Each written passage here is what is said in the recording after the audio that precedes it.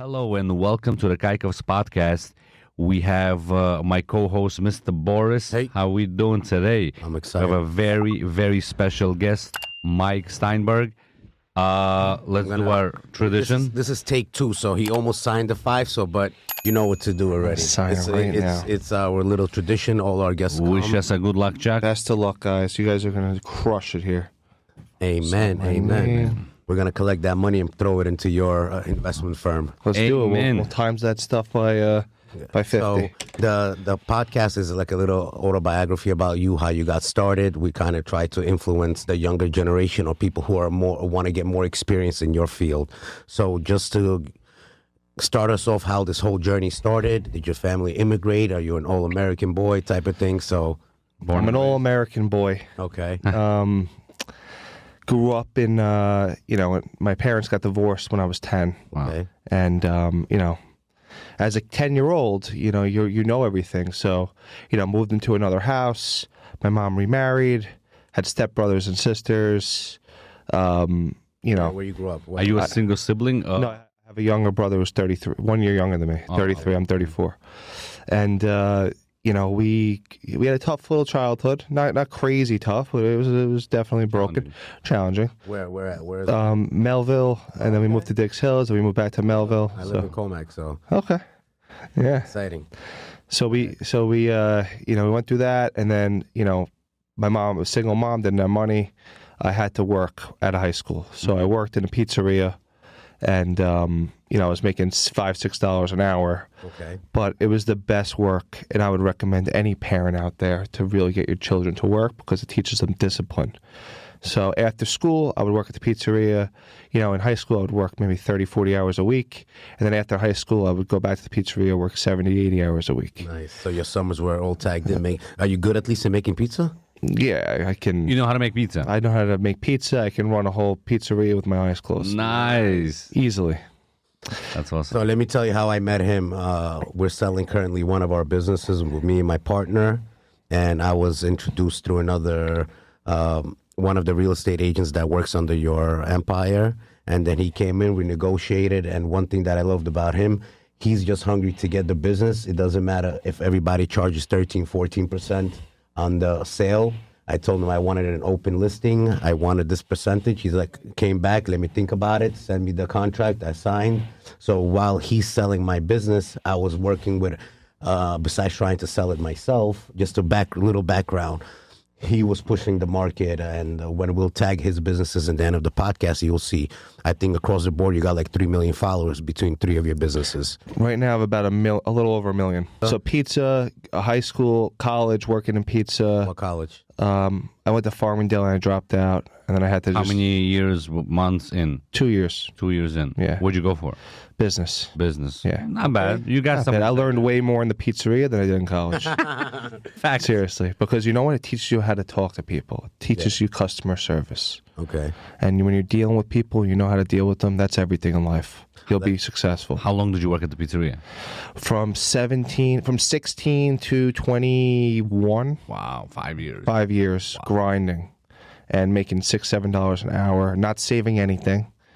Dropped out. What was the inspiration behind the whole getting into the real estate market and all that? How did that fall into your play? I wanted to get my real estate license and I started renting apartments. Got it. And I was renting, renting apartments, making $3,000-4,000 a month while doing pizza. Because I also had my real estate license, but I don't really like that business. The issue that I have with that is that when you get your license, you have to park your license at a real estate agency. At a firm, yeah. At a firm. But they don't really help you get any work. You have to kind of grind and get it yourself. But if I'm not an experienced worker, I'm just telling you my negative point of view. You have to shadow somebody. That's what it is. They don't shadow. They don't give you nobody to shadow. Well, you had a bad firm. My company, I give people leads. I give people the names of the company. So HedgeStone Business Advisors. We're the #1 business brokerage in the whole country right now. Nice. Nice. The second business. I own Billionaire Buyers Club. We're basically a private equity company. We have 50 very high net worth individuals that invest millions of dollars a month into businesses together. Okay, so let's start with the real estate thing first. So, Well, how did you get into the real estate? How did that come up? So, when I was at a pizzeria, I met someone came in and they order a couple of slices, and he goes to pay, and he throws down a black card. I didn't even know what a black card was. Yeah. I grabbed the card. It was heavy. I was like, what the hell is this? He's like, it's a black card. I'm like, what do you do for a living? He's like, I'm a business broker. I'm like, what's a business broker? I've never heard. I'm a 21-year-old kid. He's like, I sell pizzerias, I sell car washes, I sell restaurants, I sell any type of business. I'm like, can I shadow you? Oh, nice. And he's like, yeah, I'm looking for hungry. You seem like you really want to work. So I'll be there Saturday, Sunday, anytime, any place I'm there. So I shadowed him. He's a 70-year-old guy, OG in the business, doing it for 40 years. Wow. Learned a lot from him. Smart guy. He's like your mentor. He's my mentor, and he works with me right now. Oh, nice. Under you? He or works with under me. He's 92 years old right now. No way. The guy's still grinding. That's amazing. I was with him yesterday. That's great. You So want to give him a shout out? shout out to Richard Minchell. The man who built this guy, and now you took him under your wing. I took him under my wing, and we have an amazing relationship. So learn from him. Then 2 years later, I started my own firm. How did that go? What was that the main idea, or this just came along saying, "Listen, I'm already a big boy. I want to do this on my own," type of thing? How did that? Yeah, you know what it was? He knew it too. Like, you know, he was in his probably late 70s, early 80s at this time, and he's like, He didn't mind you growing No, he and loved opening up it. your own firm. he loved it. Yeah, that's nice. He said, I took care of him. I took care of Did him. he have his own firm, or he worked on the? He was like, he had his own firm, but he was slowing down a little bit. Yeah, he probably had too many OGs working under that flag. Yeah, and I learned a lot from those guys. And then he respects it. So I started Empire Business Management, you know, brought on my friends with me, brought on my dad. My dad was selling cars at Hyundai and Range Rover. I said, Dad, come on. So he came with me. My friends came with me. Like Wolf of Wall Street, you know, you get your own gang together. Wait till you hear exactly what happens now. So about like 5 to 6 people came in 2022. Did you get an office, or you work from? We got an office in Syosset. Oh, okay. And, you know, fast forward to now, we have 400 full-time brokers Wow. throughout the country. That's insane. We're the number one company in Nationwide. We're the number one business brokerage in the whole country. Last year, we sold 315 businesses. That's insane. This year, we're going to sell over 1,000 businesses. So are you big as what is it, vested brokers or something? I love Yeah, I heard Nathan's great. Yes, we're He's one of the partners, I believe, there, right? yeah. He's the partner there. Yeah. So are you guys? Because I know for the last like 15 years they were the biggest business sellers in the country. They're also nationwide. Yeah, they're great at what they do, and Are you bigger than them now? now we're bigger than them. Yeah. Wow. Yeah. That's amazing. You know what it is? It's social media. Of course. So my social media, like the traditional business broker, they do drop notes, they do mailers, they do door knocking, right? I did social media. I went all in on social media. I have almost 1 million followers on Instagram. I'm getting 50 to 100 business owners that want to sell their businesses every single week. How do you manage it? I have a whole back-end team on my Instagram. I have 400 people I delegate leads to every day. I don't take any more leads. Personally. Oh, okay. So you Personally, I'm You done. just collect a percentage, call it a day. I'm the house. Nice. You know, I'm the house. I So love it. Look at him smiling. Hey. today, you know what I'm doing? I'm going to Westchester. This guy, very wealthy guy, one of his best tenants left and fled to Italy. He had a great pizzeria. He was doing like $25,000 a week. The guy just left. He's like, Mike, could you come? I follow you on TikTok. Can you come? We'll split the key money. Find me a good tenant. I'm like, we'll split the key money. So whatever we get, if we get 300,000, we'll split it 3 each. So it's worth my time maybe to go up there for a couple of hours. Wow. 150 We're going grand. too fast. We're going too fast. So let's go back. I'm excited, man. Sorry. Usually it happens to we're hungry to find out, or we're learning ourselves. So we're but when you were saying you took 6 guys on you, you took your dad with you. What's happening now? Because you have 0 leads. 0 leads. You have to feed 6 families. So what's happening after that? 0 leads, but the ambition and the hunger was unmatched. Okay. So literally You're waking up in the morning, waking up at 4 o'clock in the morning. I told my mom, like, Mom, you're working with me now. I brought my mom into the business. Okay. And I was like, Mom, let's go. Let's change our lives. Let's level up right now. And she's like, I love what you're doing. She saw what I was doing. I sold the pizzeria. That was when you were 21, This is about like 22, 23. 22, 23. Yeah. Okay, so that's about 12 years ago. Yeah. Okay. So I'm like, Mom, we got to go. We got to put drop notes under shopping center doors, business doors. Where'd you get your first? Sorry to interrupt. Where'd you get the money for this first? This is what This is free. No, but you had to print it out, right? Everything. Yeah, So this is your money. Did you grab some money from your parents because they believed in you, or is this pizza money? I never grabbed money from my parents. This is all pizza money. Okay. But this is the most for all the young generation out there that wants to learn how to do an inexpensive advertising. Drop notes is the way to go. And they still do it in Long Island, by the way. It's still Drop notes is the best way. Yeah, it's old school. They do it in Long Island. They still have coupon books. It's more personal, especially when you have it handwritten. And you have it like signed. It's very personal. So I'm going to get into that. So it's handwritten. Media for that, by the way.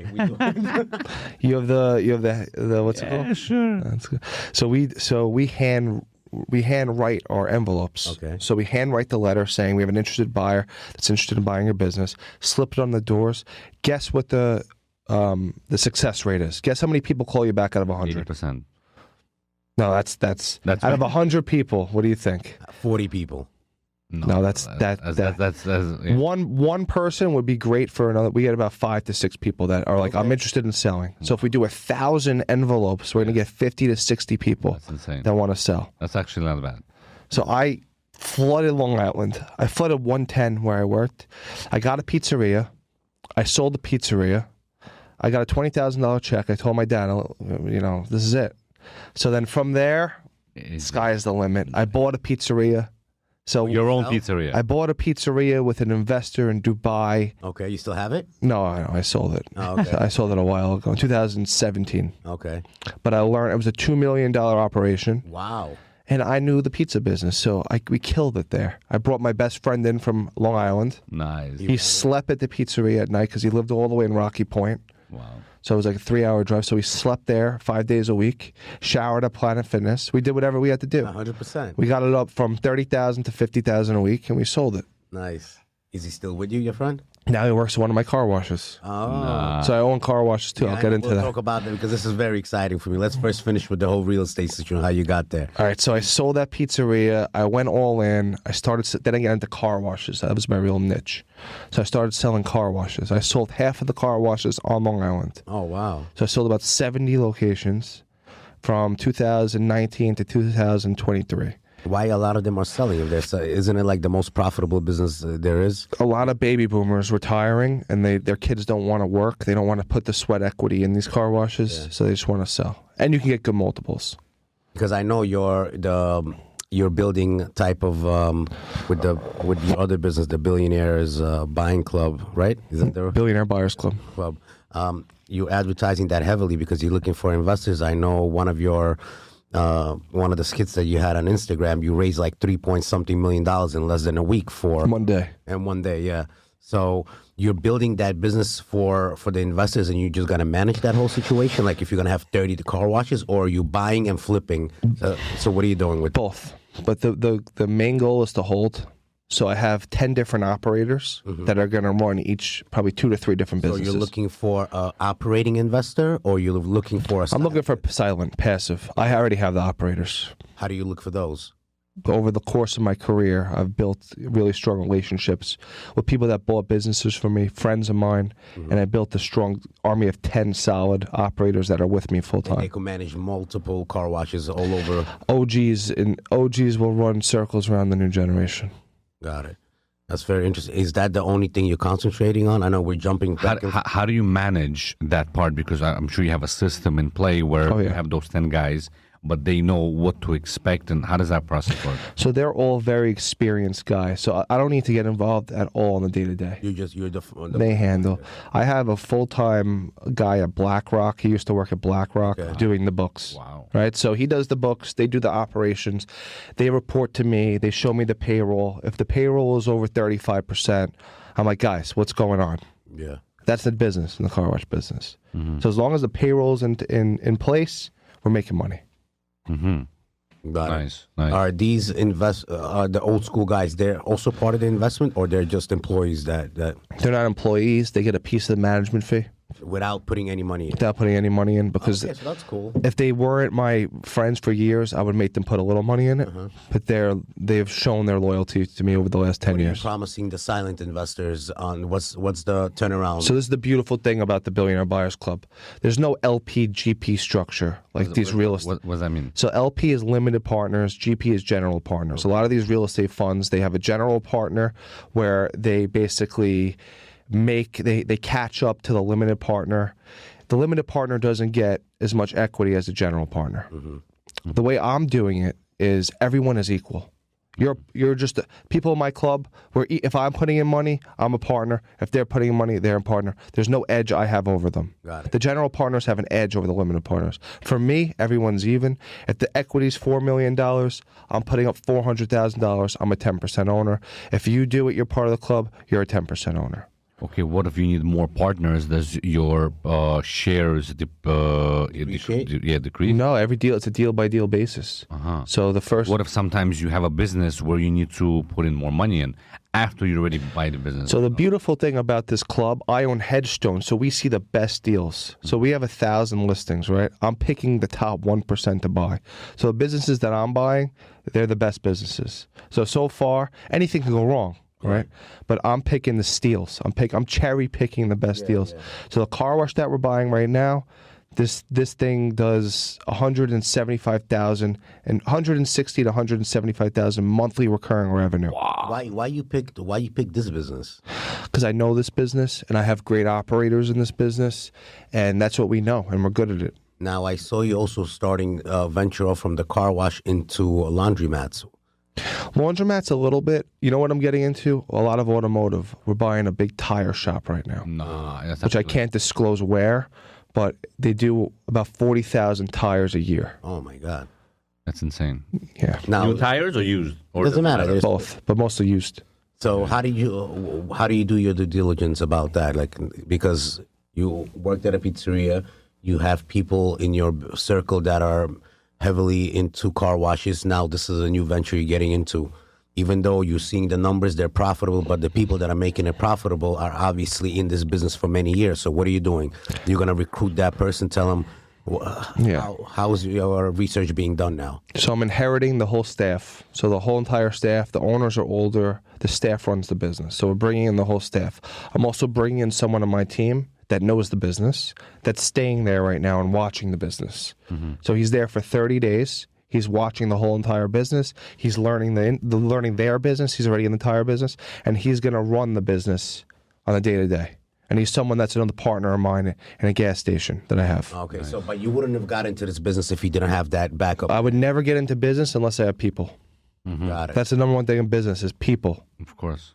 Are you adjusting anything? Are you making it more AI or computerized, anything? Because a lot of these old school businesses don't have none of this. It's just literally handshakes, cash being given, because it's run by the owners themselves. So you're gonna get into the tire shop. What is your surrounding or your guys saying? Are you going to have computers in there? How are you going to keep control of all this? Absolutely. So we're going to have a CRM that we use for all of our businesses. Okay, break that down to us, because a lot of the people that are watching might not know this lingo. So a CRM is a customer relationship management tool, where you organize your... So what it's going to do, essentially, is organize all of my clients. So I'm going to have their first names, their last names, their emails, their phone numbers, their social media profiles, and we're going to hit them up every day, every week, every month, depending on the business. Automatically through AI. And we're going to basically let them know, listen, we have a discount today. It's Women's Wednesday tire. You know, we're going to get them all the different things. They're going to be texted. They're going to be, when they're driving past the location, we're going to geo-fence them. So they get pinged. Nice. Come to the tire shop. It's a discount day. So we're going to drive. That's what we do. And we have our own AI system. I built an AI system in HedgeStone called HedgeStone AI. Nice. And I will get into that too. But we're revolutionizing. Got it. So you're investing a lot of money into this whole... I invest everything into my business. Oh, you're throwing it back? Every single dollar. So you're not buying the big mansion, you're taking the... Paying less tax. Well, I'll buy the big mansion off the cash flow. Okay. So that's the key. So how many businesses do you own, obviously with partners and everything that you have, besides your broker that you do? Right now, How much money you managing, I guess, is the better question, no? Or what are we asking? How many facilities? Or How many different businesses? I would say right now 12 to 13, besides the brokerages. Nice. But by next year, this time, I'll probably have 50 Businesses that you own. that I own. Nice. Okay. So you're gonna turn that into some type of portfolio. You're gonna name all the car washes the same. What's the key thing? What are you gonna franchise? What's the plan? The plan is to keep them separate for now until I really get a feel on the business. Because if I change it, if you buy a business and you change the name right now, you might piss the customers off. They might go somewhere else. Right. So right now we're keeping everything the same, and then eventually when we own, 20 locations and we want to sell, then we'll probably package it together. You're gonna sell like He buys them, he builds them more, and he sells them for maximum. You're not worried about that you're not gonna find another opportunity like this, how can I put it the right way? Like if you have, how they say the old school people say, don't change something that's been operating. Like you're making money. If you're gonna get rid of it, don't fix it if it ain't broken. Yeah, type of thing. So like if I'm going for big numbers, I'm going for 50 plus billion. Got it. That's I was gonna say more, but let's just keep it there. How do you manage? Let's say tomorrow you're gonna have 50 businesses, God willing. How are you going to manage? Obviously there's still cash floating around, and you have the items, and how does that whole process work? People will always steal from you. Of course, you have to have a theft item line on your P&L, right? The goal is to mitigate that. 10% or less. I would say 5% or less, but 10. Yeah. My father-in-law always used to tell me when he used to have a big scaffolding company. He said, "Boris, everybody's gonna steal. You just need to make sure they don't go past the percentage that you dedicated towards that. There's always 5 to 10% that people will find ways to steal money. If you're, God willing, your business is busy enough, this is something that you're gonna do. Cost of business. This is what cost of business. You're gonna sacrifice. If I'm focused so much on one business, stealing, I'm gonna lose. My time is gonna be sucked into that. I'm focused on the big picture. Of course. But to mitigate that, I have a dream team. I have very loyal guys. I can call 100 people to show up right now, right this second. That's how loyal they are to me, because I've given them over the last 3 to 4 years everything, and I took less because that's what I want to do. I want to empower my people, and now they're empowered. There's people in my company making millions of dollars doing this. A lot of people. Wow. How are you? Like you said that you're giving leads to your. We're jumping around between your businesses, but I want to get back a little bit into the real estate, because I think that's what gave you the bread and butter to extend to everywhere else. Well, it's the business brokerage. Brokerage, yeah. You said you're giving to your real estate agents. Are you only taking experienced real estate agents, or are you taking young bucks on board to teach them and mentor them? Are you scared that they might go off and drift off to do their own thing? Or? Good luck. Try. I mean, I'll give them the best luck. Oh, okay. So are you giving it that out of your heart, good luck type of thing? Out of my heart. Or like good luck as like, go ahead, go do you. No, they just will come back eventually, because we're just too far ahead of the game at this point. They're on another level already. Are you taking the young bucks? Or like I'm taking God rest his soul, one of my best guys, Nick Martelli, just passed away in December 10th. One of my top guys, spoke to him every single day, 5 times a day. He was a CEO at Rikers Island, right? Wow. He left in February 2024. From February 2024 to February 2025, he made $500,000 selling businesses. He knew nothing. He was just a young hustler, the best, one of the best I've ever seen do it. Wow. Got it. So you're open-minded to taking new, non-experienced. I could tell right away. I don't care if you have experience. I'll tell right away. You're going to go drive to Brooklyn right now to show this car wash for me? Yes. Oh, the traffic. You're going to go? Yeah. I could tell right away. You have an eye for it already. Absolutely. I could tell in 10 seconds if they're going to make it. Got it. So you have how many? 400 now. Are you still hands-on with it? Are you the ones that handpicking the leads, or are you giving them? How are you, let me put it in the right way. Are you any specific business you designating to specific people, or you're just taking the leads and you're trusting the real estate brokers that work for you? Like say, this guy sold previous pizzerias. Are you going to strictly dedicate him that lead, or are you going to experiment between all your different brokers? So this is how it works. It's a chart. I'm here. Okay. I have 10 team leads right now. So we have the Wolf Pack, which is they're the best team right now. They closed over 100 businesses, in the last probably 12 to 14 months, killing it. Run by Christian Rodriguez and Christian Zarama. Big shout outs. Big shout out. They're amazing. They've been with me for 6 years. And then they have sub teams under them. So they have about 100 people on their So team. you broke the masters and you built. I'm building teams underneath them. Every team lead is a 7-figure guy. So who's Mike Aminoff, the one that's selling my business? He's under the Wolfpack. Oh, okay. Oh, so he is that power. Yeah, Mike, that he is. He is, and he's very hungry, man. He's got. I got to talk to you about that after. We got something serious for you, but we'll talk about it after. Yeah. I speak to him on a daily, and besides, he also has his own operating businesses. He's he's got tanning salon. Yeah. He's a beast. I love him. Celebrities coming to him and all that. He's one of the original OGs. And you know what? He's such a good guy too. Besides business, he's a beast. Same last names, by the way. Oh, do you? Yeah. So yeah, he's the one that's actually, because you initially gave it to somebody else, my business but he, I guess, is no longer in that business. No. And then you provided me with Mike, which I knew him from the community, but I didn't know that he was in the real, I guess, is his side thing that he likes. Now he just started because we were selling his tanning salons. Now he's in it full time. He's killing it. We're going to sell a building together for like $25 million right now. Yeah. Nice. So you do a lot of residential. So we started. So we have HedgeStone Homes. So we have HedgeStone Business Advisors. Then we have all the teams. Is the mother. Then we have HedgeStone Commercial Realty, which we have about $500 million in there. And then we have HedgeStone Homes that we just launched, where we're going to take over the whole residential market too. Nice. And then we have HedgeStone AI. You don't develop yet buildings. Buildings, we're not developing yet. We're just broker. Do you recommend to own real estate? Do you have real estate? Yeah, I have real estate. I recommend to own real estate. It's a great hold. You know, you can make a lot of money on appreciation. But long term. Long term. Nothing short term. I like business because of the cash flow and because I can flip them. Correct. Like there's businesses where when I was young, I got a business for 50 grand and I sold it in one day for 200 grand. Nice. One day. What do you think? I'm sorry. It's difficult now because everything is computerized, POS, and all that. It's very difficult. How can you buy a business for $50,000 if the numbers are not there? That one, there was no numbers. That was an asset sale. So I basically signed a lease, and then the next day, that day, I put it on Biz Buy Sell on my Instagram.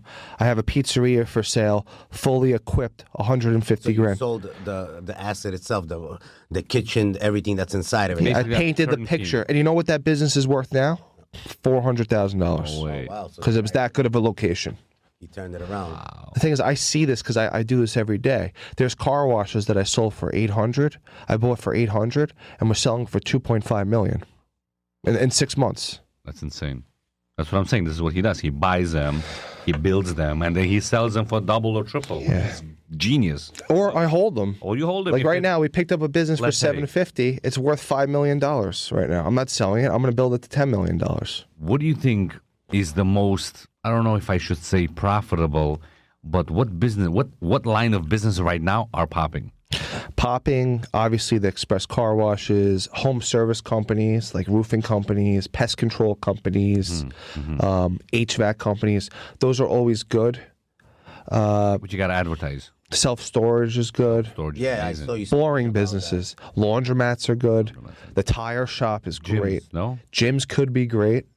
I think that's seasonal. Have you seen on New Year's, you know, the New Year resolution? What do people say? Sign up to the gym and lose weight. You know who was in Times Square advertising all over? Yeah. Planet fucking Fitness. Yeah. That was insane. Yeah. That was amazing. Accounting firms. Accounting firm. Really? Oh yeah. I launched an accounting firm as well. That goes hand in hand with my business. Of course. Yeah, but you need to have a CPA. I got a CPA partner. Yeah, usually those guys are too greedy. They don't want partners. They like. He recognizes my social media. Correct. The value that he brings to the table, it's worth it because it's going to take him 15, 20 years to get where he's already. And he's giving him that opportunity. Yeah, that's what it is. Yeah. All I do is I just disperse leads. My business is dispersing leads right now. Delegation. Everyone that's a leader, and you know, if you're young, you want to get to the point where you can delegate leads out. Don't worry about taking everything yourself. Empower your team.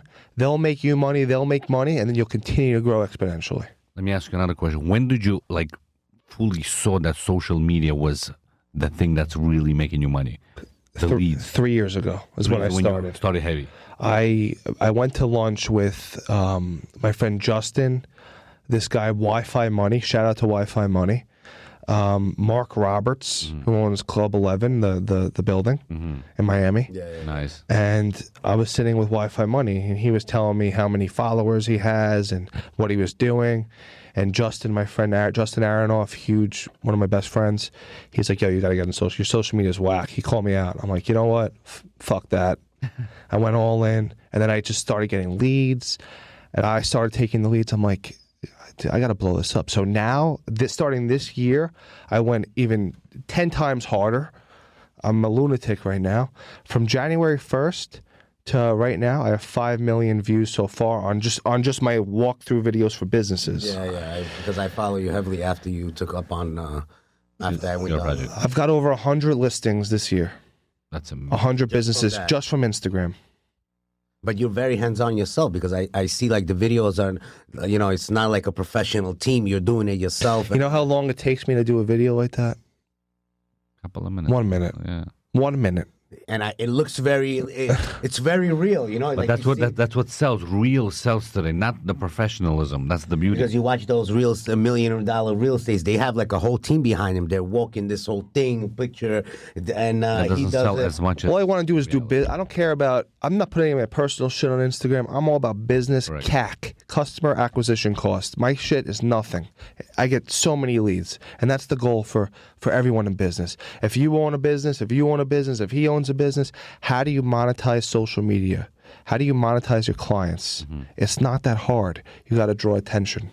What's the best experience you had in so far in your business? Meaning, like, is it it could be a client experience, a business that you try to sell? When I sold an $85 million hotel what? on Wall Street. Nice. So right after COVID, this big family couldn't sell their hotel. So I knocked on the door, a cold call. I was like, hey, I know you want to sell your hotel. I have a buyer. Bring it on. I didn't have a buyer. I called every single hotel buyer on Long Island in New York City, 25 calls. On my 26th call, I call this one group. They own 70 hotels. They're like, yeah, I want to see it. It's $336,000 a key. Oh, okay. That's a steal at that price. Now it's worth $700,000 a key. Showed it to them. $85 million deal. Brought the buyer, the seller. I was in the middle. Closed the deal. That's amazing. That's a lot. He put diesel up. How That must inspired you. Like, how do you get those leads? The hotel, the owners, and how do you work? How do you get those leads? You can Cold. You can look up any. You could first of all. But you pay for those services. No, I didn't at the time. I looked up the corporation that owned it through I'm prop. saying them. I paid $5 to look up the corporation at Property Shark. I found out who owned the corporation. I googled the corporation. That's what I I'm looked, saying. I looked on LinkedIn who the decision maker was Nice.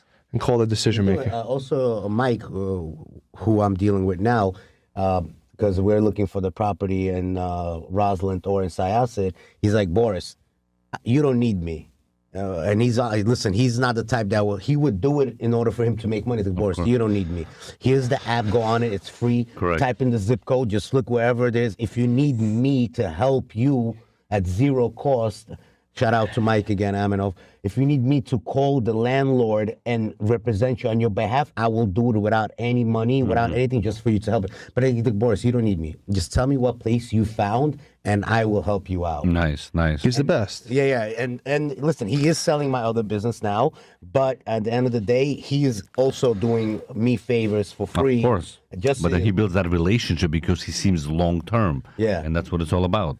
Absolutely. And there are plenty of free apps where people like us could go and. Of course. That's of what course. he did. No, but we're talking about 5-6 years ago where there's much more apps are available now than it was before. But there were available apps back then as yeah, well, but right? much less. You know what was a thrill to me when I first started? I used to drive around on Jericho Turnpike in Long Island. I used to drive around. I used to look at buildings. I want to try to sell that building. And I used to write down the addresses. And then I would go home on my laptop and I would look up who owned it and I would cold call them. That's insane. And then I would get deals like that. That's the best way. If you're a hustler, you got to do whatever it takes. Straight up hustler. So did that give you a lot of gas? Like a lot of that gave me, I was like, Mom, I just picked up this $65 million shopping center just from doing that. And I still have a relationship with the guy today. And I have a $58 million offer on it. Wow. Just from doing that. So when did you get married? I got married in 2017. 2017. 2016, How many kids do you 2017. have? I have 3 kids. 3 kids. Nice, nice, very nice. Yeah. You're a family man. I'm all about the family. So how much time do you dedicate? I mean, you run massive amount of things. How much time do you dedicate to the family? So this is my philosophy right now. Signal, and I learned this from Kevin O'Leary, who learned it from Steve Jobs. Signal to noise ratio. You have to, the signal is just focusing on what you do, and the noise is everything else. The noise can be people calling you, oh, can you please talk to me? Or it can be your family, or it can be whatever you want the noise to be. Right now, the noise is my family, because I'm going to spend time with them, and I'm going to focus on what I'm doing. So right now, my schedule is, I take my kids to school every day. I love that. That's why I was late today, because I take my daughter. I come home at 6 o'clock, I shut my phone off, and I'm home from, I'm fully aware, fully present from In the 6 evening? Yeah, from 6 p.m. to 9 p.m. They go to sleep. Fully, not phone access, nothing. Phone is in the phone box. No way. And then from 3 hours? for 3 hours. It's not important. We have one life to live. You have to be there for your kids. Fuck everything else. Everything else can wait. From at 9 p.m. I get the phone. I work till like 12 o'clock, and then I'm up 6 in the morning, working from like 8 when they wake up, make them breakfast, take them to school every day. On the weekends, I take off. I'm with my family. Nice, nice. What are your, if we go back 10 years now, would you change anything? What's your inspiration to yourself? What would you tell yourself? Start this, like, what are the... Great question, and I love this question. What do I tell myself? Don't be afraid to fail. Just go all out. I tell myself, think about life like you're not going to live tomorrow. One of my best friends, just passed away. Who would have known that he would have passed away, right? You just never know what's going to happen. 100%. So live every day like it's your last day. Don't be afraid to fail. Set up your family. Put a trust together. Do everything the right way. You never know what's going to happen. And just be the best person you can be. And be an honest person. Have integrity. And it'll always come back to you. How do you feel about school? School? Listen, if I could, I would pull my kids out. As long as my kids know how to read and write, I want them to be socialized. But that's the only good thing about school is that they could spend time with other kids. But I don't see any big value in it right now, unless you're a doctor or a lawyer. Would you bring your kids into your business? They're already in my business. So on paper, and because obviously What's the tax reasons, you want them. of course. What's the legacy? What are you planning to do? What are you... It's a crazy thing, and people are going to the comments are going to be nuts if I say it, really. But I want to be a trillionaire. Amen. You're going to be there. And we'll be happy to say that Mr. Mike was on our podcast. Amen. Thank Read you. any books? I do a lot of personal development books. Nice. Yeah. Your own personal development? I'm writing a book, but I read. That's all I read is personal development. Rich and Think and Grow Rich is a good book that I love. My son just read that. What else? The book by Gary Keller, the real estate book. That's a great book that he came out with. He's the owner, Keller Williams. Nice. I just read that. So if my son is interested to come work in your firm, you'll be able to guide him, shadow him, whatever it is? I'll bring him into my mentorship program. I have a mentorship program. We meet on Long Island once a week, and now we're doing it in Boca, Florida, and I'm changing lives. Nice. Maybe this summer. I'm bringing him. Listen. 17. He's very hungry. It's the best thing for him. I hear you. I love it. I'm going to ask you what you read, or you... Again, you're going to do this? Just always ask me if I read books. I don't read like dreamy books. Like I said, even though our podcast Straight is all to about business. it's autobiography. We love seeing people like you develop themselves to something massive and very influential. So I ask this question all the time from all our guests regarding the books. I feel like today you don't even need to read. You just need to listen and open your Correct. ears. Yeah. Correct. So that's why we constantly ask that question. So you answered your question. And currently right now, I'm in the process of finishing the book called Friendly Fire. And everybody can look that up. It's about a general from Israel who is opening up his eyes from both point of views. I'm still not done, so I can't really tell you. And the book before that I read is the story of my life about a girl from Iraq who's in the United States but went through that whole struggle and got out, and she's experienced both sides. I like those type of struggling books to see where people are just pushing themselves to be successful, even if you're just becoming a mother or just a father. Resilience. Yes, so I really love those books. But last questions, anything you want to tell to the viewers, any inspirational words, anything that will inspire anybody from any age? Because what I realize now in our society, a lot of people are changing businesses, their mind, even if you're at 50 or 40 years old, and they're throwing something that they did 40 years ago, just like your father said, worked in the dealership, and then you took him out. He's probably was in his early 50s, and it must have been very scary for a person who still has to maintain the family values and support the family. Any inspirational, even though you're very young, but you dragged, and it's very, it's not a lot that happens. The younger generation carry that responsibility of taking their parents on and educating them on something else. So any inspirational words that you want to just give a shout out to any type of age of people that are wanting to get into real estate? Because looking and hungry. Yeah, looking and hungry. Listen, number one, anything is possible. Whatever they tell you can't do, go 10 times harder and do it. Anything is possible. If you believe in it. Number two, be different. Don't do what everyone else does. That's the number one thing. Everyone's, oh, Mike, you can't play basketball. You can't do this. You can't do that. Fuck that. You can do whatever you put your mind to. You can do what. If another person can do it, you can do it. I agree. So work smarter. Don't be afraid to fail. Failing is good. It's okay. Well, don't look at it as a failure. Look at it as a lesson. Just get better from it. That's the number one thing I would say. And just go after it, guys. Right now, go after it. It's the land of opportunity. There's a lot of transfer of wealth going on. Put yourself in the middle. When I started, I was like, how do I make the most amount of money? I got to sell real estate. I got to sell millions of dollars of things. That's real estate. Now it's businesses. I'm putting myself in the middle. You know, there's just so much opportunity out there. Yeah. Don't be afraid to fail. One more question. I forgot to ask him that before. We were so excited. There was this whole myth before Mandami got elected, and people are like 2,500 people are moving out to other cities. The businesses are going to collapse. What's your opinion on that? Because great question. Don't be scared. Take advantage. When the stock market dips, what do? You buy. When the real estate market dips, what do? You buy. Right now, Mandani's in. Who knows what the hell is going to happen? But it's a good buying time. Everyone's like, oh, he's going to ruin the city. It might be a good buying time. Always think positive. Don't think negative. If you think negative, you're not going to do shit. Think positive. As a real estate agent, there are families that only own one business, and that one specific business, they might not have these savings to buy other businesses and stuff like that. But their business, the little piece of business that they have, listen, there's halal stands that are making 20 G's a month standing on the corners and other small pizzerias. And this is the only business that supports one or two families. Brothers are owning the same thing. And what do you recommend? You got to innovate. You got to innovate. If they're going to shut you down, you got to do other things. You know, maybe do a new delivery service. Maybe go on social media. You got to change you got to change right now. If you don't change, you're not going to do well. You got to always change. You got to fail. You got to get better.